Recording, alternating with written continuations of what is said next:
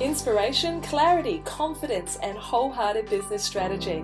Welcome to Your Next Chapter, the podcast especially for women in their 40s and beyond who know that business and personal development go hand in hand. Tune in each week for marketing, mindset, and personal growth strategies, along with inspiring stories from women around the world who are creating new businesses and lives that are personally fulfilling and financially rewarding. If you're looking to create a business and life you love, you're in great company. Let's find out what will unfold in your next chapter. I'm your host, Angela Raspass, and I'm so delighted that you're here.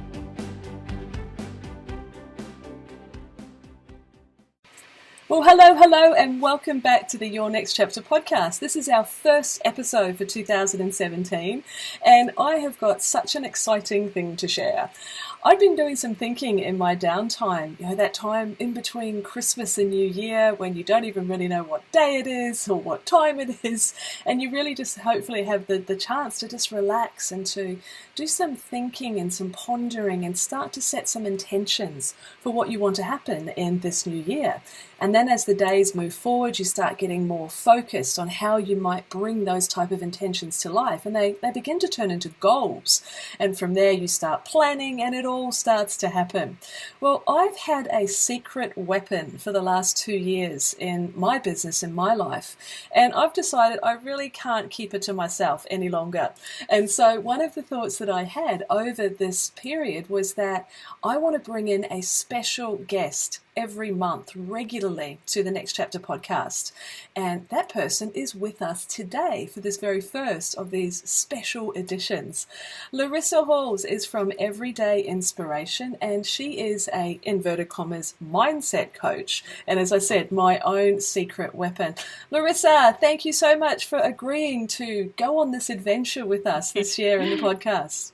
It's my pleasure. I've been called many things in my day, but a secret weapon, that's a new one. So thanks, Angela. You're so welcome. There's so much that you do in Everyday Inspiration. It is not just the mindset piece, and I did interview you and we had a conversation in the podcast last year. But if you can just take a couple of minutes to bring our listeners up to speed on who you are and what excites you and what do you do in the world, and then we'll talk more about what this particular conversation is going to cover today. Yeah, wonderful. Well, many things excite me, but basically I've spread myself across the area of, I suppose, human potential or development in a way, not just developing our minds, but also ourselves physically, mentally, emotionally, and spiritually. So that kind of shows up in the world I teach yoga. So I have a yoga studio. And I guide meditations so people can kind of just learn to stress a little bit less in this world. And I, as you know, I do and deliver and facilitate personal growth through the form of coaching with people, including yourself. So, and I'm actually studying kinesiology, just to add another mix. So I believe they all kind of intertwine in there because we don't just have this one part of ourselves that is going to create change. Like, we have all these different parts of ourselves that come together like a big puzzle to help us move forward in our lives and kind of expand into who we already are, but really consciously expand into ourselves. So, yeah, I like to kind of approach what I do from every angle, I suppose. So, yeah. And that's a great description, and I love how you started with that concept of that you are working around the idea of human potential, because that's what we're all about. I mean, the whole concept, especially as I believe as we're moving into our next chapters, it's tapping into that potential. I've often said that, look, having loads of potential at 21 is great, but at 48, yeah, it's time I started living it. So yeah. Have a little bit of that sense of urgency see as we're moving along. But I've certainly discovered, and very much with your guidance and also my gorgeous naturopath and some other support people who are on my support team, that the concept of having your head, in the right space for you to be able to approach things, to really look at some of the what I call misbeliefs that might be holding you back, some of those patterns of behavior that get in the way of you actually expanding into your potential, is what I've been fascinated with. And my goodness, you've certainly uncovered some of those unhelpful behaviors that I've had, and helped me let go of some things that have been holding me back. But as we both know, this is a continuous journey. I'm not fixed. I wasn't broken. I'm just continuing to develop, and that's what. So it's those insights that have allowed me to expand and to move into this new chapter for myself. And that's why you and I are going to be on a monthly basis looking at some key topics in these areas of that expanding into your potential, and looking at things that could be the roadblocks that trip us up, and some tools and techniques and a fresh perspective on how you could move around them or through them. Yes. Ooh, it's exciting. It sounds juicy. It is going to be immensely juicy. Well, I think today, as I was saying at the beginning, because we're at that beginning of the year, you can set goals at any stage, but it's extremely common for us to really get into it at the start of the year. And one of the things that you and I have talked about in the past is how important it is to make sure that we are actually setting the right sort of goals.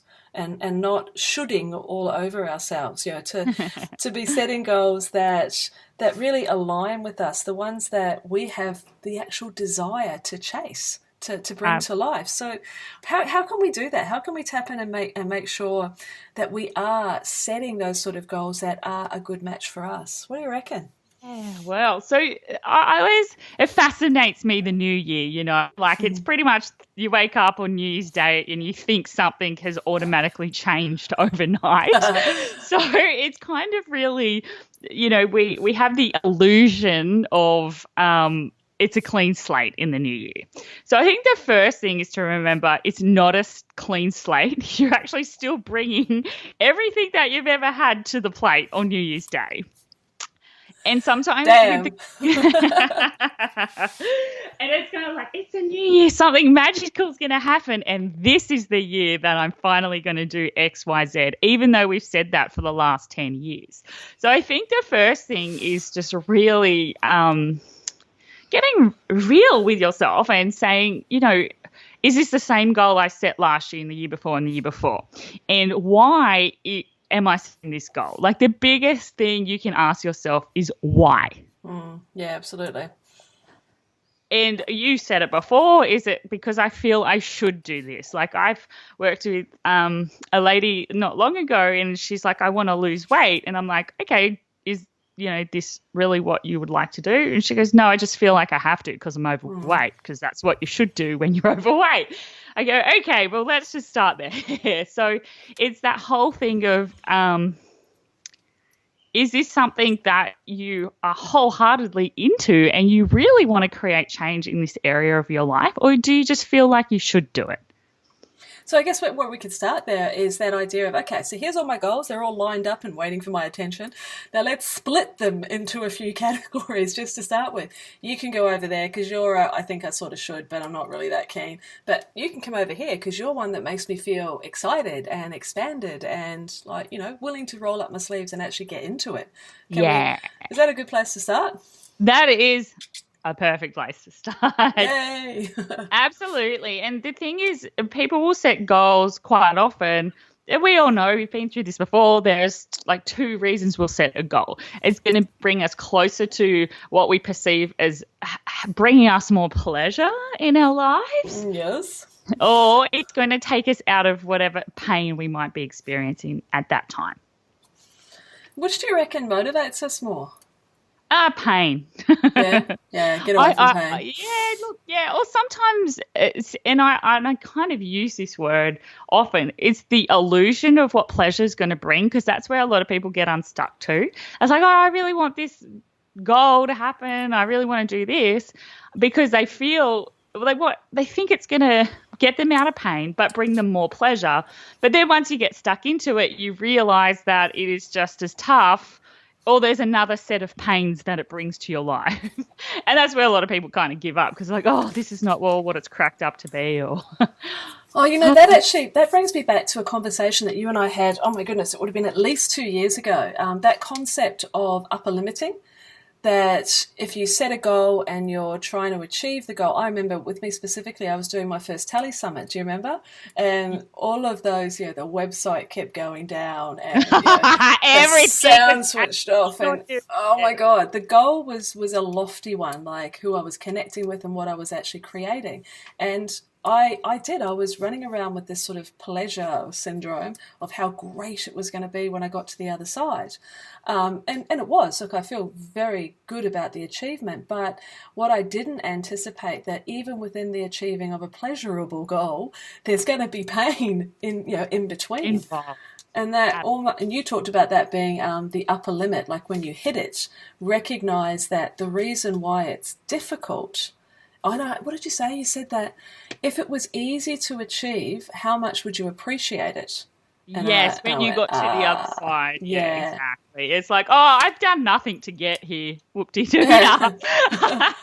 I've done so much blood, sweat and tears. I've embarrassed myself 20 times. It's kind of like when you get there, I always say a warm shower never felt so good after you've been a day at the snow and you're wet and cold and you're fallen over 20 times. And how good does that warm shower feel?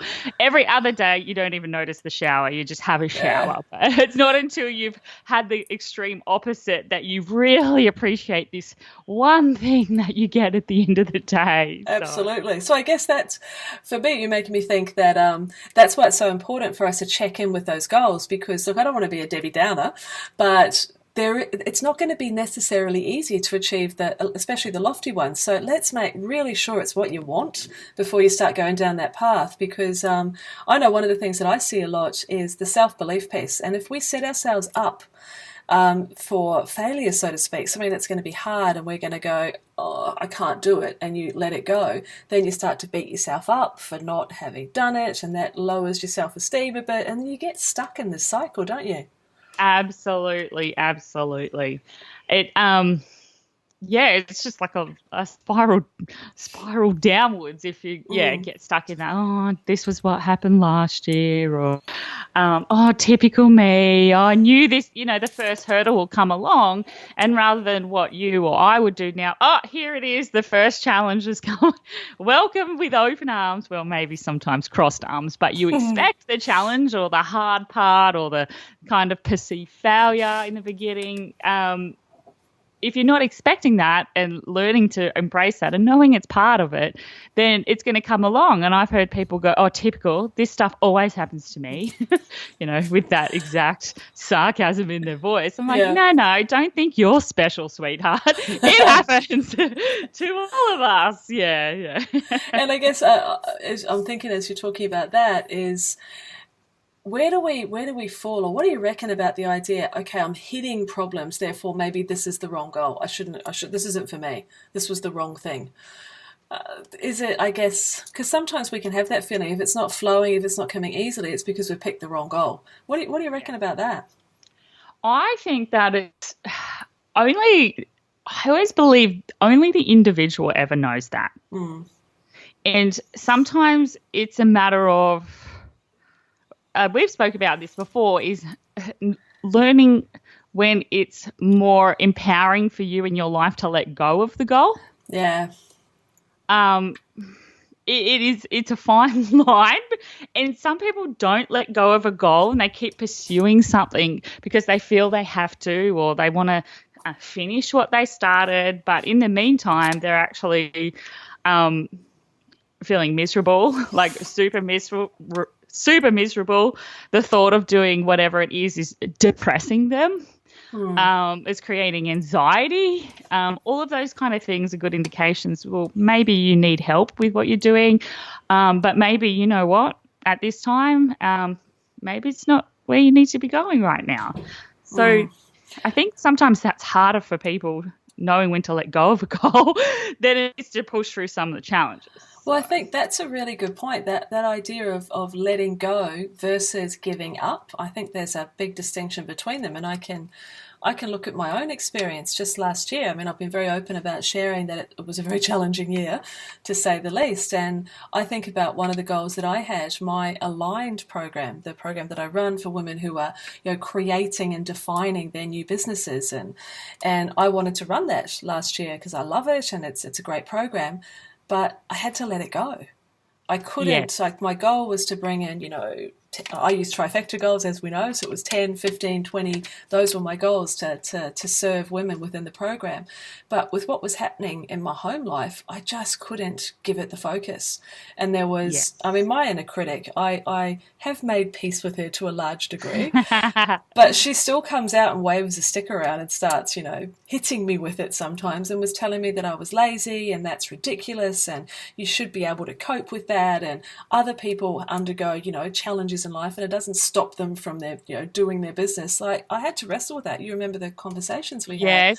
Yeah, absolutely. But recognizing that sometimes letting go is actually goal completion. Sometimes that's what it is. That's what you needed to unearth about yourself or uncover, or that was the goal. Like, because we have a very rigid. Well, some people have a very rigid vision, because we're taught to create a vision in our minds of how it should be. And I'll ask anybody, like, pretty much the vision you originally have for your goal, even if you have achieved that goal, has it turned out anywhere near what you thought it was going to be when you first started out? It's comical. It's a comical question, and this is the same with my life. When I started out on this journey, there's been just so many twists and turns, and I've ended up not where I predicted or visioned myself to be 10 years ago, but it's so much better. I remember you asking me that question in our sessions, like, if I took myself back 5 years, could have I imagined what I'm doing now? Could have I set the vision, the absolute vision clearly and said, yep, okay, I ticked all those boxes? And I think I died laughing when you asked that question.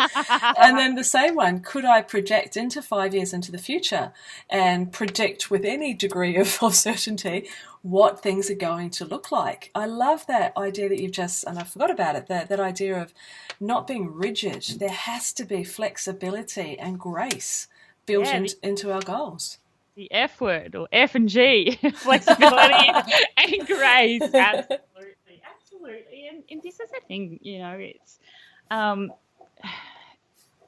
we get so caught up on action taking and doing and all of that kind of stuff. We kind of forget sometimes when we set goals for ourselves, we need to work out what we're going to let go of. Mm-hmm. Because we do need to take actions, but we also need to let go of stuff to create room.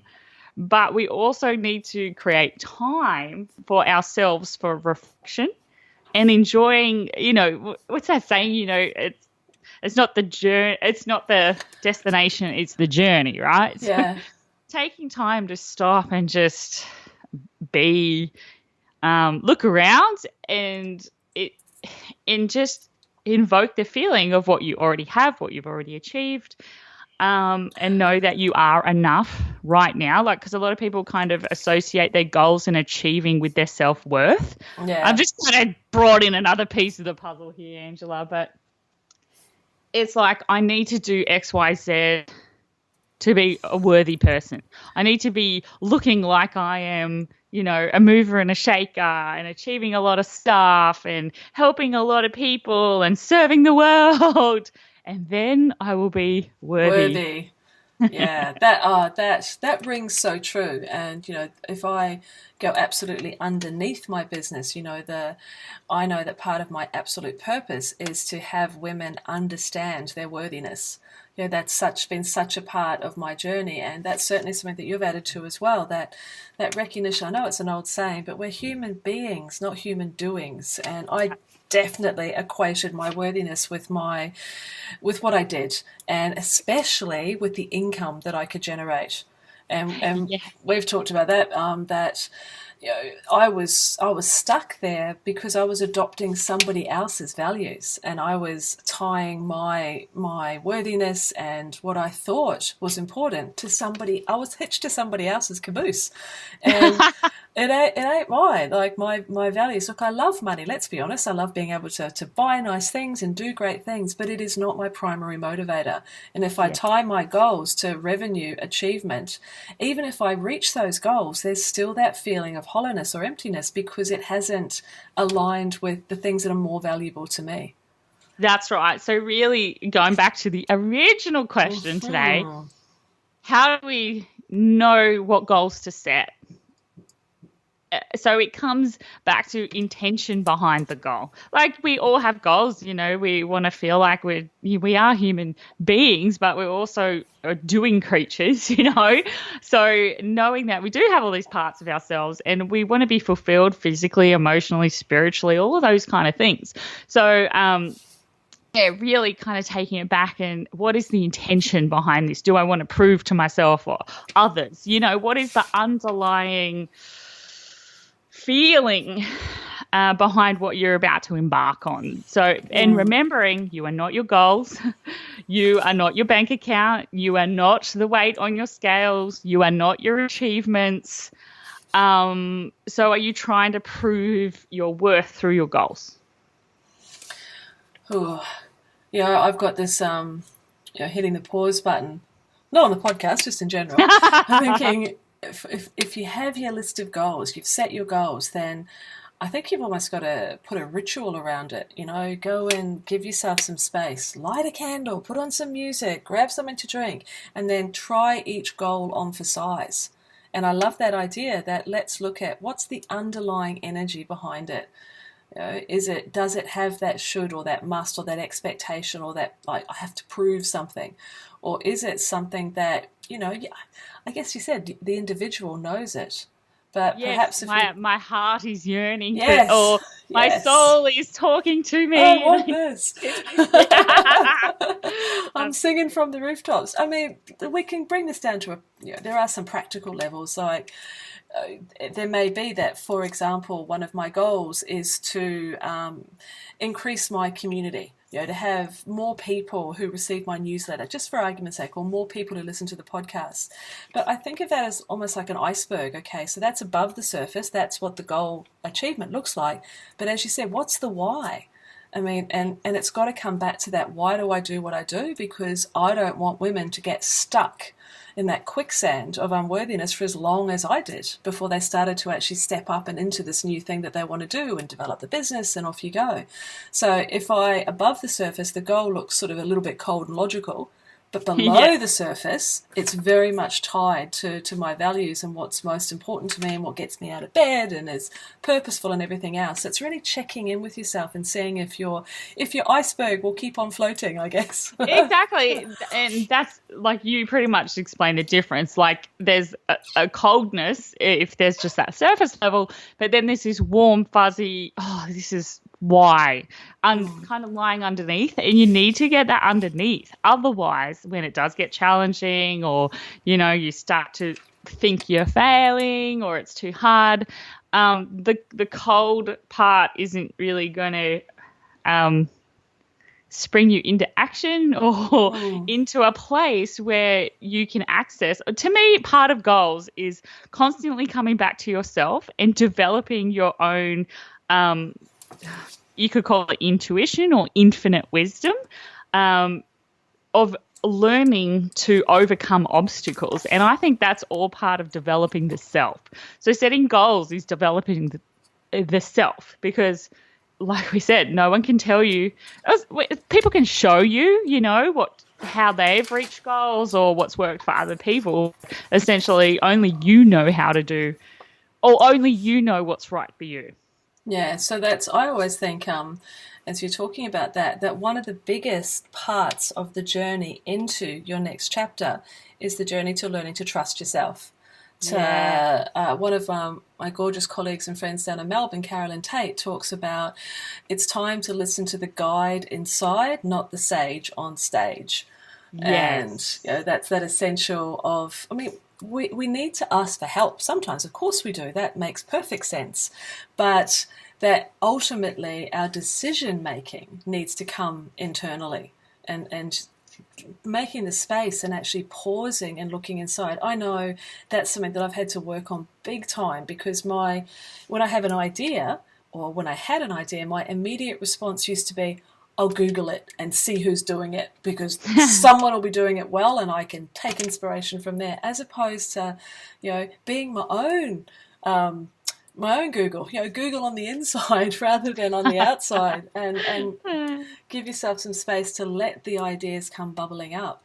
That's Absolutely. it's a biggie. I mean, one of the things that I'm doing this year is, which was a difficult goal to quantify, but I want to use my intuition more. I want to have that internal mentor, that internal guide more. So I'm doing a course for 12 months about intuitive awareness at the Awareness Institute down here in Sydney. And that's a goal for me. I'm so I know. excited. I can't wait till you do it and start to tell me all the juiciness of what's going to come from that. Yes. That's a definite. So that using the system that we're talking about of getting quiet, checking internally, is this for me?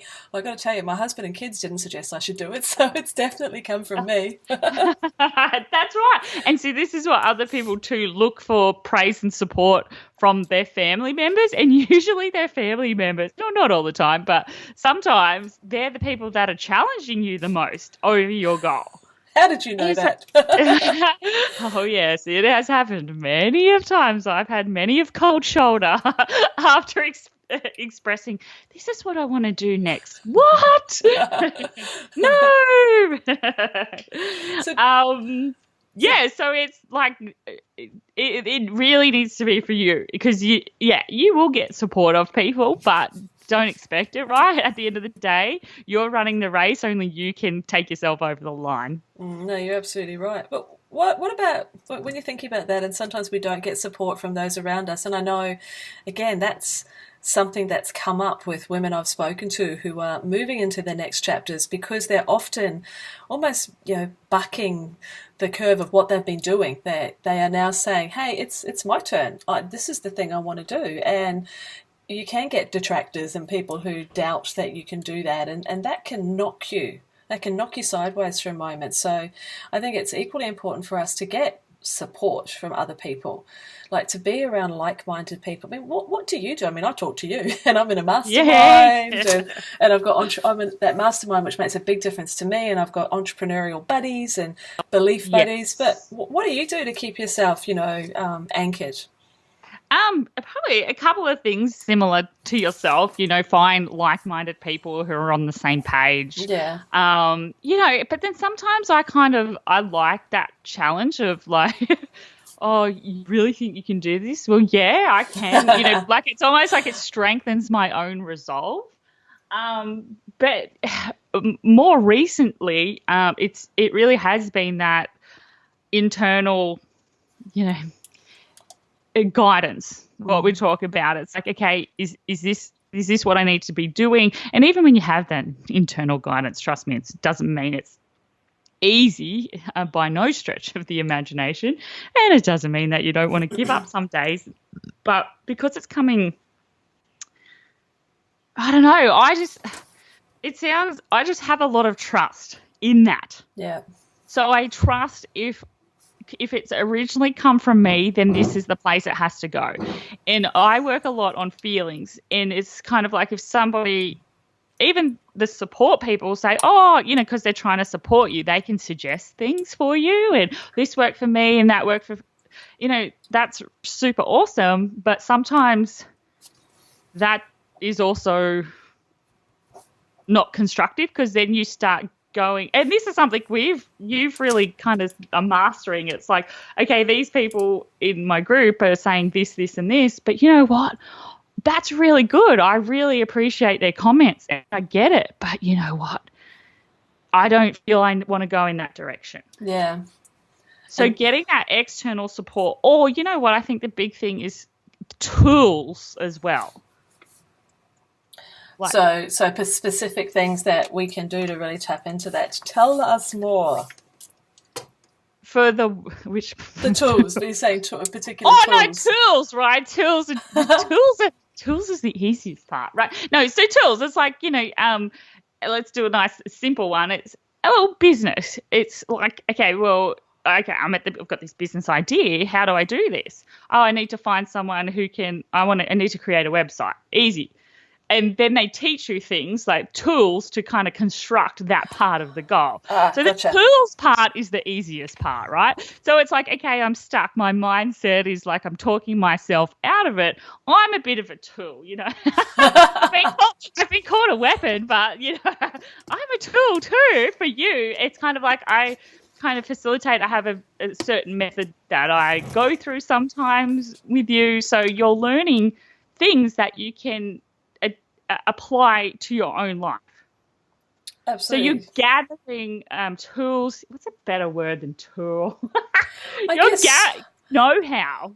Know-how and experiences, yeah, because I know that I'm building on my my understanding of how I tick, my understanding of what my default behaviours are, as in it has been, well, there's got to be a solution out there. Someone's doing this right. And if I can just find the right formula, everything will fall into place for me, which is abundantly not true. It's taken me. I actually thought you were like saying that this is what it is. And I'm like, are you serious?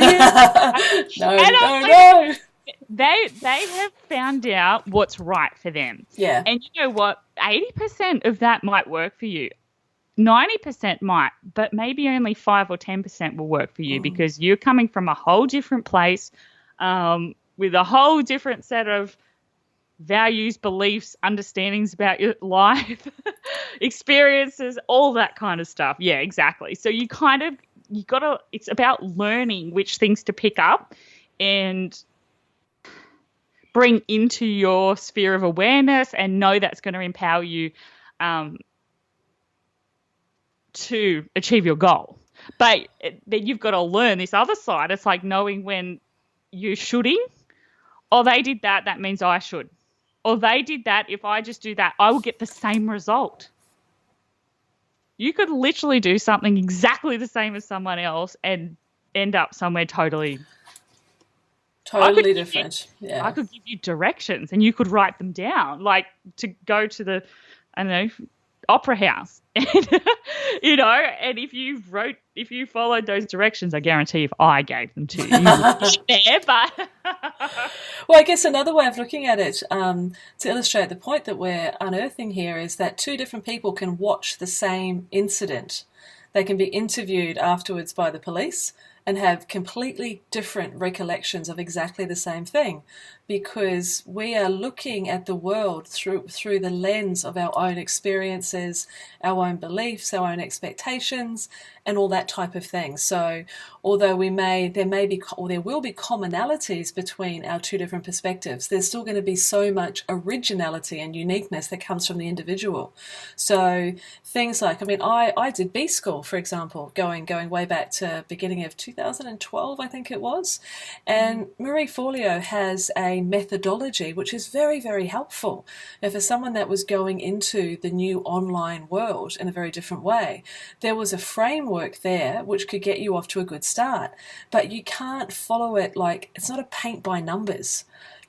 And you can't do exactly what that person did and expect, as you said, exactly the same results. So I really like to look at things like this as a framework. Here's a framework that I can create for you. I have frameworks within my business that I teach my clients, the progressive engagement plan and the wholehearted sales approach and the worthiness scale. There's all different things.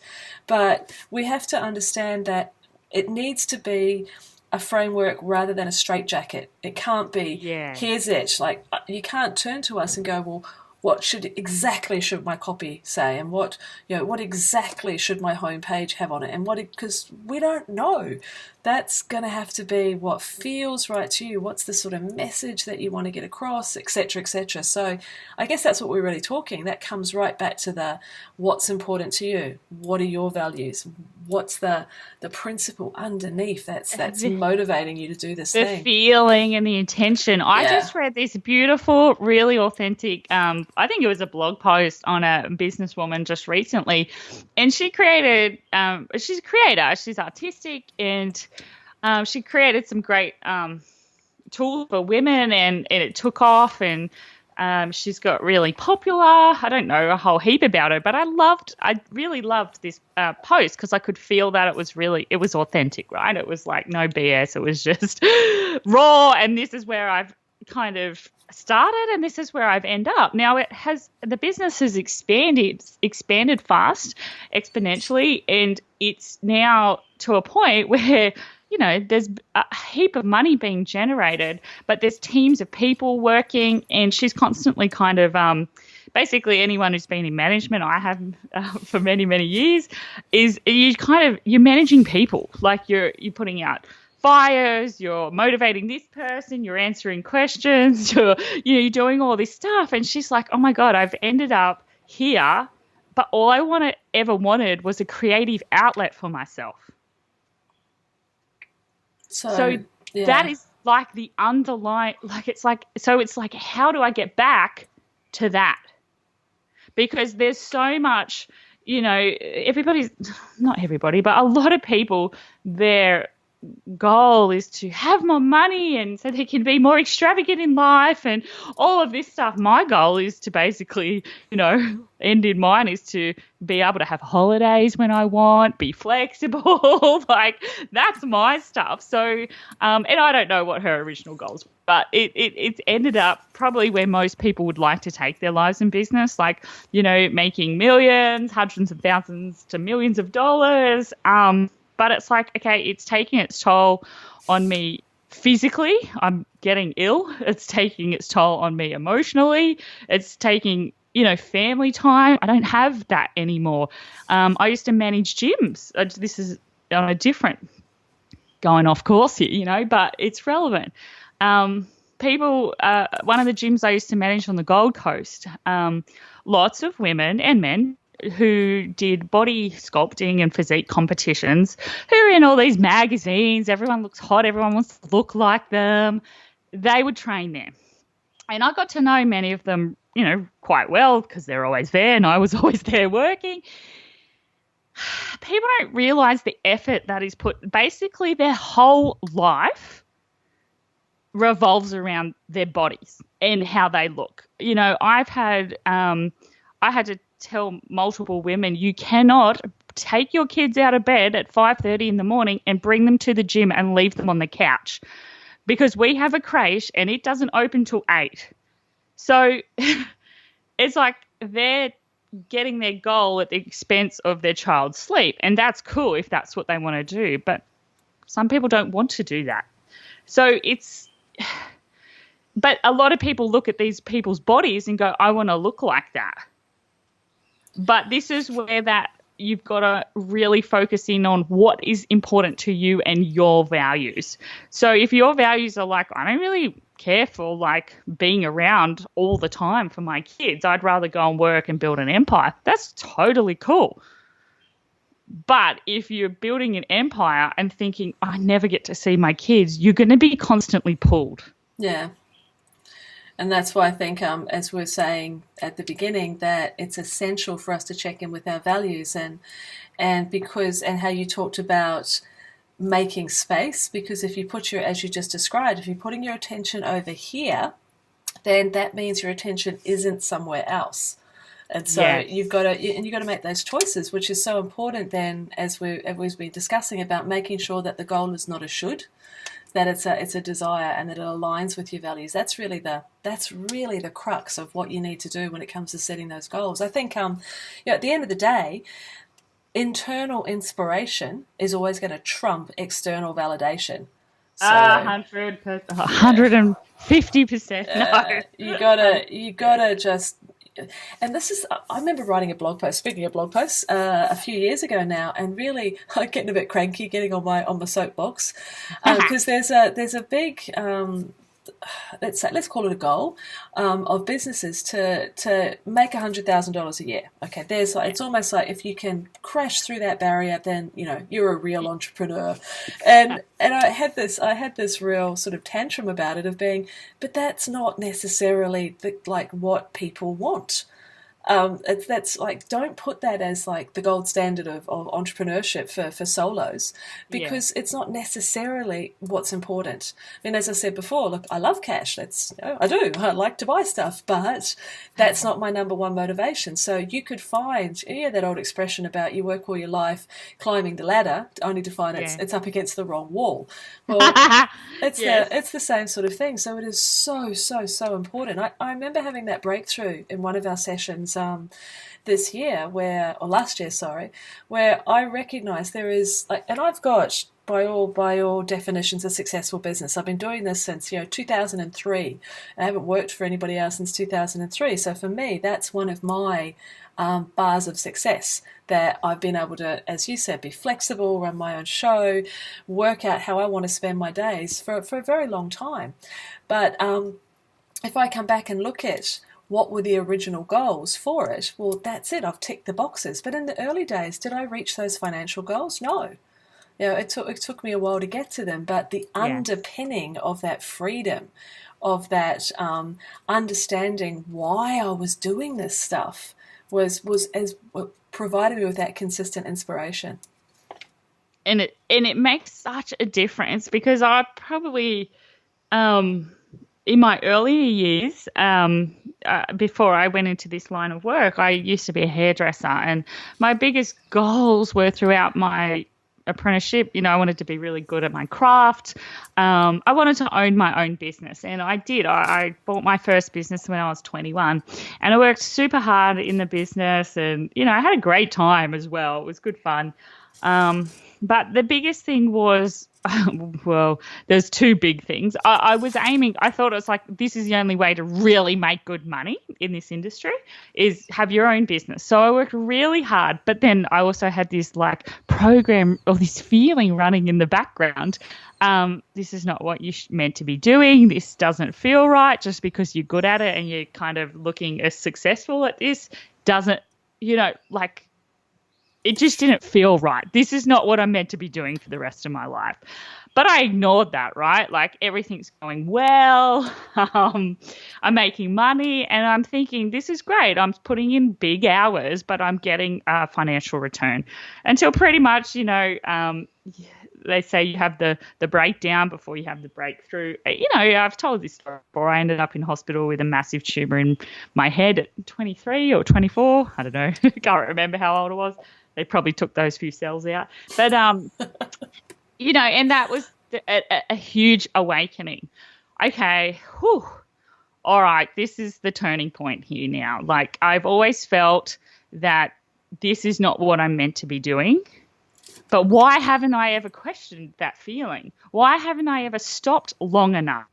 But I'd also, all those years that I've been reaching for the finance goals and the business success, I had missed out on family gatherings. I've had like people die and not actually see them for the last time when, because I was at work. I was always at work. Like, it's like, oh, let's ask Larissa to this. Now she'll be at work that day, and it's that questioning, is this how I want to live my life? That's the biggest question. And then, well, you discover the answer. And then the other, how do I want to live my life?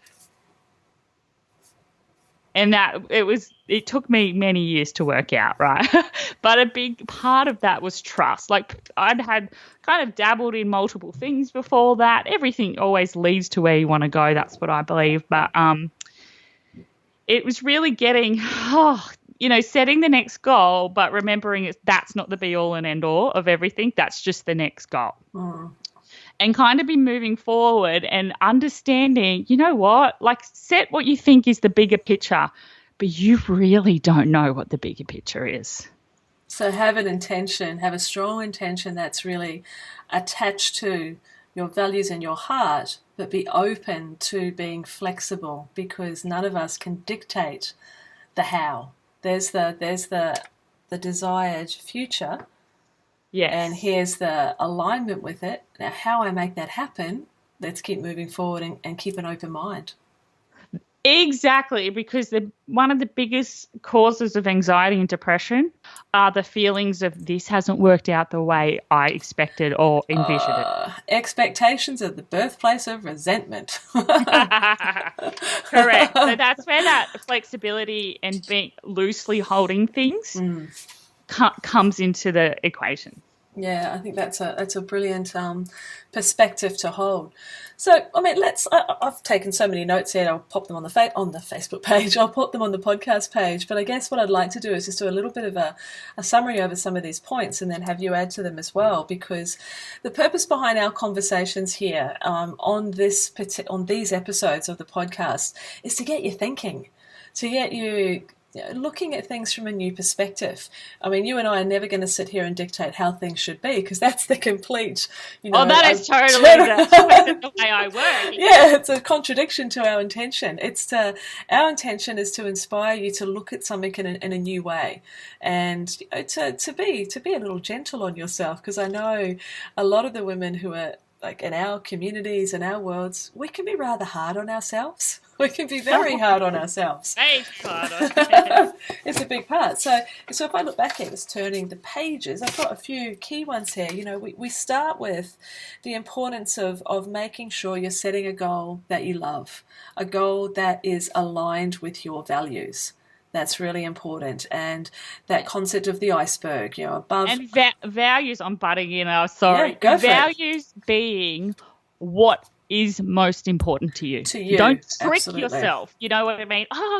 Earning $1 million a month is the most important thing to me, when you you love spending lots of time with your family. Yes. So I guess the first step before you even set any goals is, what's important to me? What do I want out of this experience? What will feel good? And feeling good is a damn good goal to have, I think. And then we move into the second one, is expect hurdles. Don't, and this is not being pessimistic, this is being realistic, because as you so beautifully explained, is that if we don't allow ourselves to understand that there will be some hurdles, anything worth achieving, I believe, will take some work. It doesn't have to be arduous, because you're setting a goal that aligns with what you love and value. But if you anticipate there's going to be some hurdles, when one gets in front of you, as you said, hey, welcome, I knew you were coming, nice to see you. So you're not like taken out at the knees. And the next one that I wrote down here is that sometimes letting go of a goal is completion. Yes. And that's that flexibility you were talking about, of being able to respond to what the world serves up, like I had to last year. And that's okay. So self-compassion is important there, really important. That you don't use the decision to let go of a goal. You don't then take that decision and turn it into a blunt instrument and smack yourself over the head with it. That's right. And create, self-suffering because of it. Yeah. Yeah. Oh, that's such an important one. That self-suffering. That what is it? Pain is inevitable. Suffering is optional. Like we don't have to beat ourselves up, but we do so often. So awareness around that and softening that with self-compassion, vital. Absolutely vital. So we have to ask ourselves, step 4, what will you let go of? Or do you need to let go of something to create the space and the time for the achieving of this particular goal? Like, don't goal smuggle, as my mastermind coach says. Are you smuggling some goals under there, Angela? It's like, I never heard that one before. Don't set too many, because you're setting yourself up for failure. So prioritize them. You're kind of spreading yourself too thin if you set gazillion goals. It's like, it's nice to have goals in different areas of your life, but that's it. Be realistic. How much focus are you going to be able to bring to each? Yeah, because if you do set too many, again, that just creates that blunt instrument to smack yourself over the head with. Yeah. um, Number 5 is don't necessarily look for or expect the praise and the support from your own family or the people closest to you. If you get it, it's a bonus.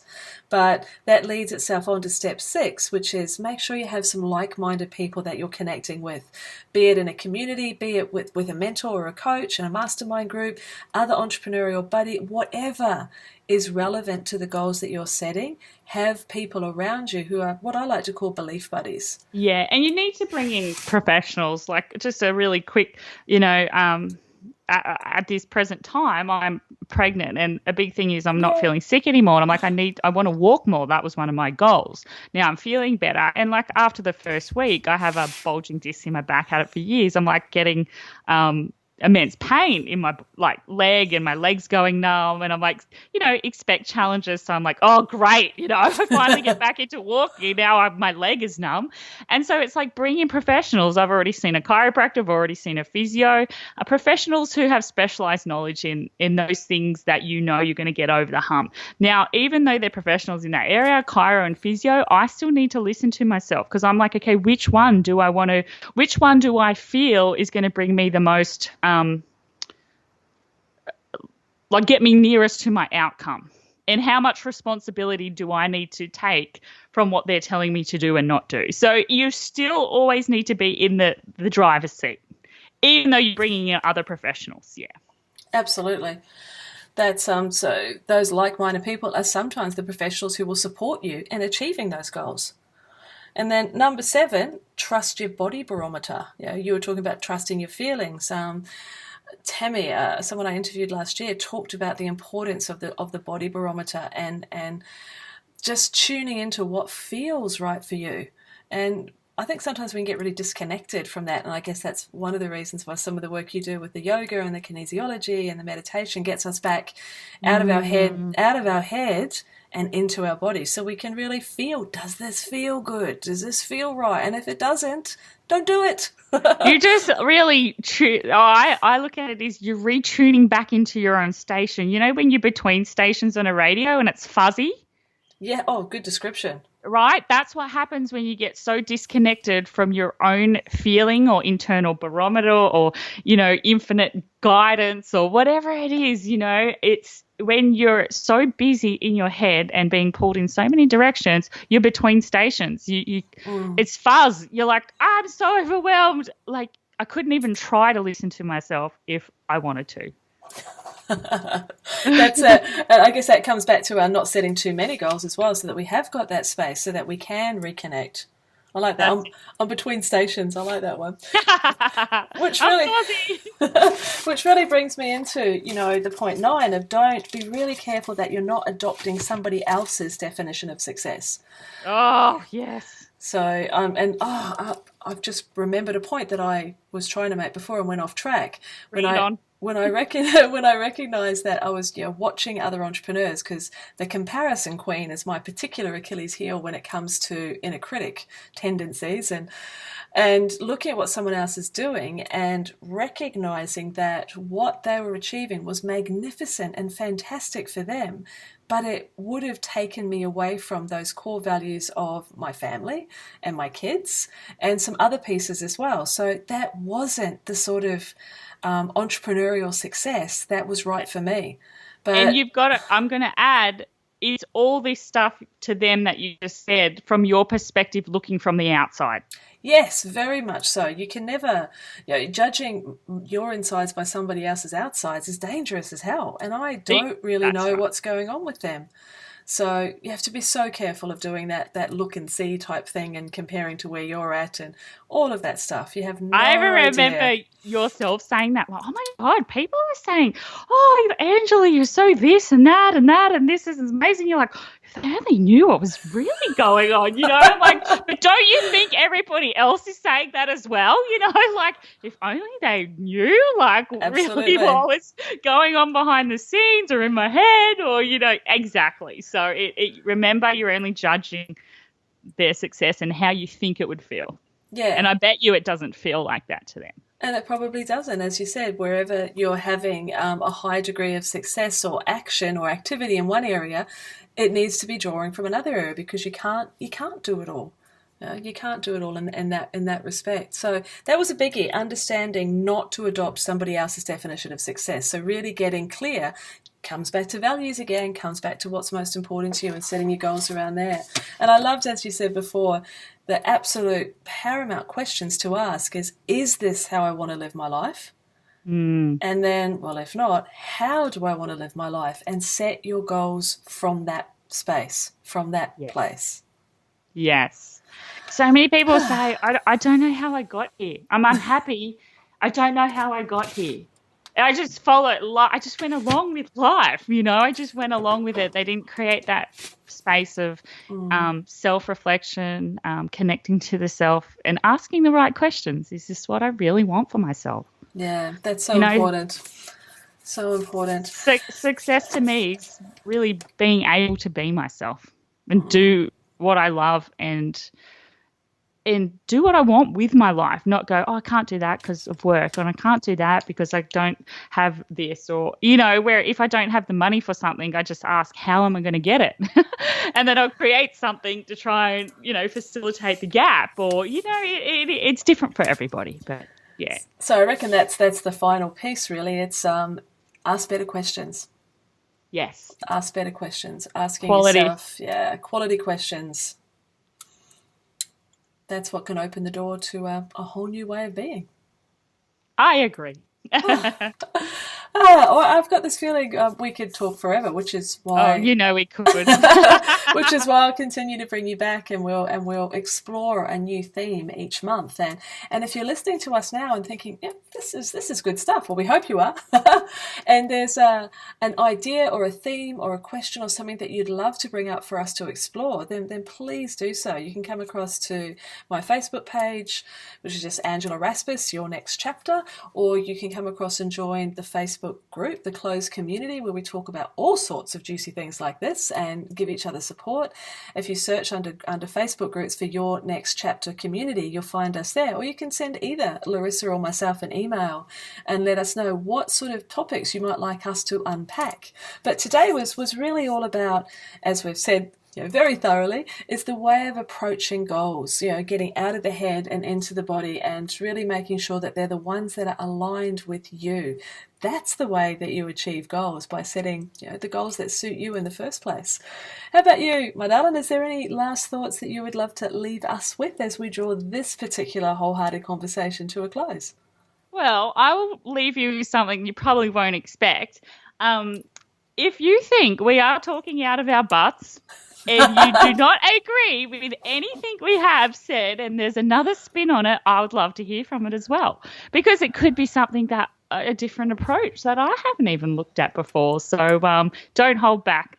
I only ever want you to be yourself, and if that's yourself at that time, then I would love to hear about it, as well as hear all the good juicy stuff that you're doing and aha moments that you might have received throughout this conversation today. So that would be really awesome. So that's a great perspective, because yes, being lifelong learners, always being open to new ideas, is just such an important part of that human potential part, of that personal growth part.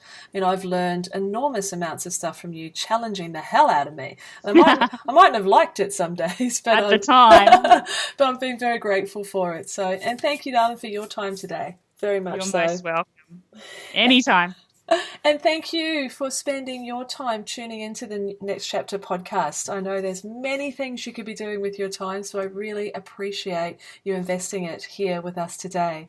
And we look forward to bringing more insights and fresh ideas for you in the next episodes. This is the first one for the year, but there's so much coming up. I've got some wonderful interviewees already lined up to share their experiences with you as they've stepped into their next chapters, or they've just got some tools and resources and insights and perspectives to share that can make that road a little less arduous for you. Inspiration is what this podcast is all about. So again, thank you for your time. This is Angela Raspass signing off for today's podcast. Have a lovely day.